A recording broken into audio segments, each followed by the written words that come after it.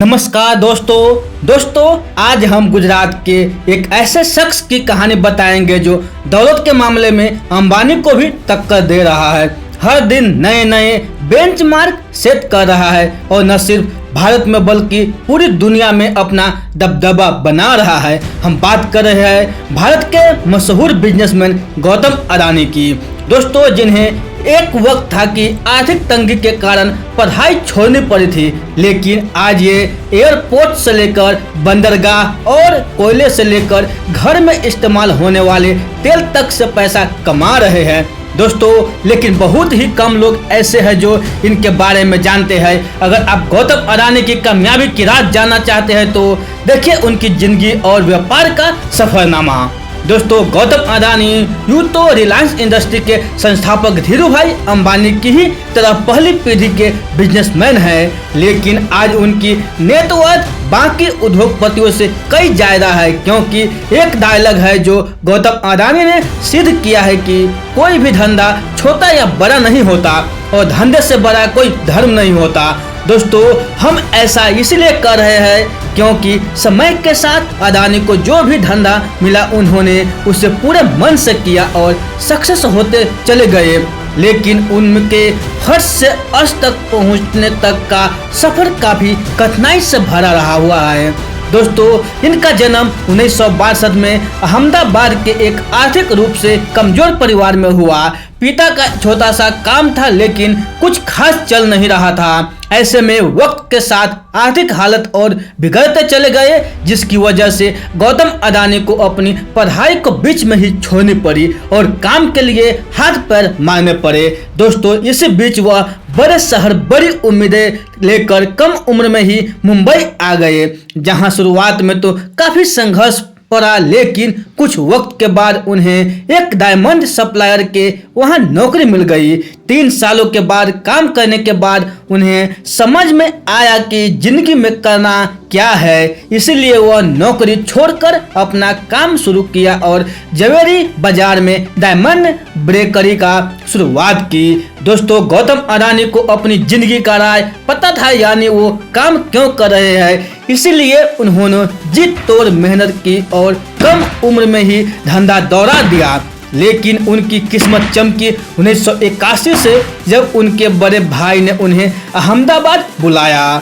दोस्तों, दरअसल भाई ने सामानों को लपेटने वाला प्लास्टिक की एक कंपनी खरीदी, मगर वो चल नहीं रही थी क्योंकि वो कच्चा माल चाहिए था, वो जरूरत के हिसाब से नहीं मिल पा रहा था। बाहर देशों से कच्चे माल को इंपोर्ट करना पड़ रहा था। ऐसे में इसे एक अवसर के तौर पर देखते हुए अडानी ने कंडाला पोर्ट पर प्लास्टिक ग्रेन्यूल्स का आयात शुरू किया और 1988 में शुरू की अडानी एक्सपोर्ट, जिसका नाम बदलकर बाद में अडानी इंटरप्राइजेज कर दिया गया। दोस्तों, इसमें धातु, एग्रीकल्चर प्रोडक्ट और कपड़े की कमोडिटी ट्रेडिंग होती थी। काम चल पड़ा तो कुछ ही साल में ये कंपनी और अडानी इस बिजनेस में से बड़ा नाम बना गया और फिर 1994 में अडानी इंटरप्राइजेज को शेयर बाजार में लिस्ट कर दिया गया। दोस्तों, फिर साल आया 1995 का। ये वो साल था जिसने आज उनके इस मुकाम तक पहुंचाने की नींव रखी, क्योंकि इस वक्त गुजरात सरकार पोर्ट डेवलपमेंट के लिए प्राइवेट कंपनी की तलाश कर रही थी। ऐसे में जैसे ही एक खबर अडानी तक पहुंची, उन्हें कमाई का एक और सोर्स नजर आया, इसलिए उन्होंने गुजरात के सबसे बड़े बंदरगाह मुंद्रा पोर्ट को ही खरीद लिया। मुंद्रा पोर्ट को खरीदने के बाद 1998 में गौतम अडानी ने अडानी पोर्ट्स और लॉजिस्टिक्स कंपनी की शुरुआत की। वैसे इस बंदरगाह की खासियत के बारे में बताएं तो करीब 8000 हेक्टेयर में फैला ये पोर्ट आज भारत का सबसे बड़ा निजी बंदरगाह है और इस पोर्ट से पूरे भारत के लगभग 1/4 माल की आवाजाही होती है।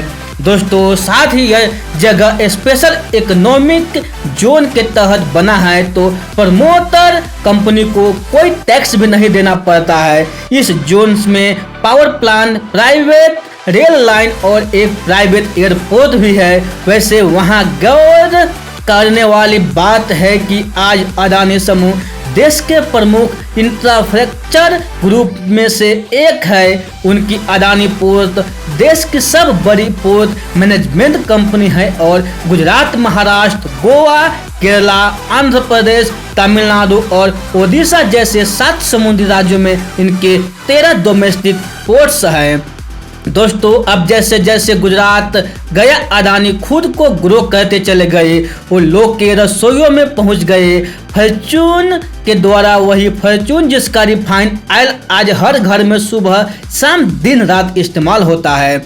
जनवरी 1999 में अदानी ग्रुप ने विलमार बिजनेस ग्रुप के साथ हाथ मिलाकर खाने के तेल के बिजनेस में कदम रखा था। वैसे फॉर्च्यून तेल के अलावा अदानी ग्रुप आटा, चावल, दाल, चीनी जैसे दर्जनों जैसे हिस्से से जुड़ा हुआ है, जिनके रख रखाव के लिए 2005 में अदानी ग्रुप ने फूड कॉरपोरेशन ऑफ इंडिया के साथ मिलकर अलग अलग राज्यों में बड़े बड़े साइलोस बनाए। दोस्तों, साइलोस वो चीज होती है जिसमें बड़े पैमानों पर अनाज को रखा जाता है। साइलोस के कनेक्टिविटी के लिए अदानी ग्रुप ने नीचे रेल लाइन भी बनाई ताकि अनाज को लाने और ले जाने में आसानी हो। अब गौतम अदानी को काले कोयले में भी पैसा देखा। उन्होंने डोमेस्टिक इलेक्ट्रिसिटी का जनरेशन किया, बड़े बड़े राज्यों को बिजली सप्लाई करने की शुरू की, लेकिन इतने बड़े पावर प्लांट को चलाने के लिए जरूरत से ज़्यादा कोयला चाहिए था। इसलिए दिमाग चलाया और इसलिए ऑस्ट्रेलिया के एक कोल माइन को खरीद डाला। दोस्तों, फॉर्च्यून इंडिया मैगजीन के मुताबिक 2010 में अदानी ने लिंक एनर्जी से 12,147 करोड़ में कोयला खदान खरीदी थी। इस खदान में 7.8 बिलियन टन के खनिज भंडार है, जो हर साल 7 मिलियन टन हर साल कोयला पैदा कर सकती है। इसी तरह इंफ्रास्ट्रक्चर की कमी से इंडोनेशिया में मौजूद तेल, गैस और कोयला के लिए अदानी ग्रुप ने साउथ सुमात्रा से कोयला ढुलाई के लिए 1.5 अरब डॉलर निवेश करने की घोषणा की।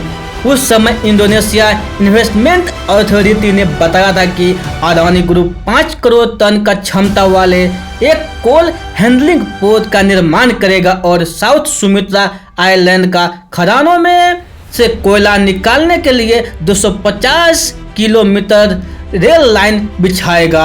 इसी तरह अदानी अपना कारोबार फैलाते गए और पैसा अकाउंट में आता चला गया। जिस अदानी साम्राज्य का कारोबार 2002 में 76.5 करोड़ डॉलर था, वो 2014 तक आते आते 10 अरब डॉलर हो गया। साथ ही वक्त की जरूरत को देखते हुए अदानी ग्रुप ने नेचुरल गैस के क्षेत्र में भी बिजनेस को बढ़ाया और 2017 में सोलर पीवी पैनल बनाना शुरू किए। उधर बंदरगाह और निजी रेल लाइन के बाद अदानी ने एयरपोर्ट की तरफ उड़ान भरी और 2019 में अहमदाबाद, लखनऊ, मैंगलोर, जयपुर, गुवाहाटी और तिरुवनंतपुरम जैसे 7 हवाई अड्डों को मॉडर्नाइजेशन और ऑपरेशन की जिम्मेदारी उठा ली। अब अगले 50 सालों तक अदानी ग्रुप इन सभी एयरपोर्ट का ऑपरेशन, मैनेजमेंट और डेवलपमेंट संभालेगा। वही मुंबई इंटरनेशनल एयरपोर्ट लिमिटेड में भी अदानी ग्रुप के पास 74% की हिस्सेदारी है। और ये बताने की जरूरत नहीं है कि भारत में मुंबई एयरपोर्ट दिल्ली के बाद देश का सबसे बड़ा एयरपोर्ट है। वैसे जिस तरह सुंदर आकार लेने से पहले सोने को खूब तपाया जाता है, ठीक उसी तरह गौतम अदानी को भी जीवन में कई तरह का ताप झेलना पड़ा। उनका सामना कई तरह के विवादों से हुआ, लेकिन उन्होंने सबसे पार पाया और एक सबसे अलग मुकाम हासिल किया, जिसका नतीजा है कि आज गौतम अदानी का कारोबार पूरी दुनिया में फैला हुआ है। दोस्तों, उम्मीद है कि गौतम अदानी की यह सक्सेस स्टोरी आपको जरूर पसंद आई होगी। और दोस्तों, अगर ये सक्सेस स्टोरी आपको पसंद आई है तो अपने दोस्तों को जरूर शेयर कीजिएगा और ऐसे ही सक्सेस स्टोरी सुनने के लिए इस चैनल को जरूर सब्सक्राइब कीजिएगा। तो फिर मिलते हैं ऐसे ही अगले वीडियो में। तब तक के लिए आप खुश रहिए, सुरक्षित रहिए और अपने सेहत को अच्छी तरह से ध्यान रखिए और अपने परिवार से मिलजुल कर रहिए। दोस्तों, आप लोगों को बहुमूल्य समय देने के लिए हमारे हृदय के दिल से आप लोगों को बहुत बहुत धन्यवाद।